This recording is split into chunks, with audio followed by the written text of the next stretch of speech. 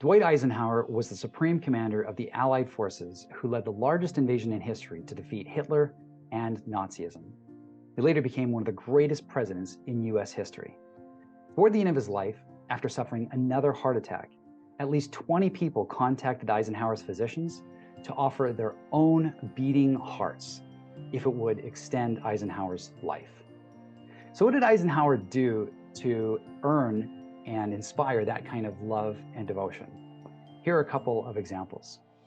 A week before D-Day, the Allied Air Force commander Trafford Lee Mallory strongly recommended to Eisenhower that they abandon their plans to draw paratroopers behind enemy lines. Lee Mallory predicted that they would meet heavy resistance and that they would lose 50 to 70% of them. The paratroopers were supposed to be dropped behind Omaha and Utah beaches to resupply the landing forces, and they were a critical part of the plan. Now, I know a lot of leaders who would probably be pretty upset at Lee Mallory, like, we've been planning this thing for 2 years and you're just telling me now? But how did Eisenhower respond? Eisenhower said, "Let me think about it and I'll get back to you. But in the meantime, I want you to put your recommendation in writing in case I disregard your advice and I'm wrong." In those days, generals were being fired all over the place for errors in judgment, and Eisenhower wanted to protect Lee Mallory. In the end, Eisenhower sent the paratroopers in.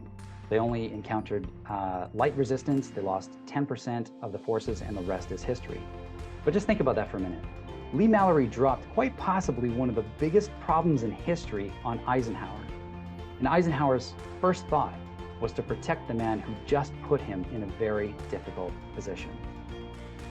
Another example of Eisenhower's greatness is the note he put in his wallet before every major engagement, including D-Day.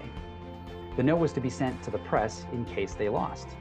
The note essentially read, "We have failed to achieve our objective, and I have withdrawn the troops.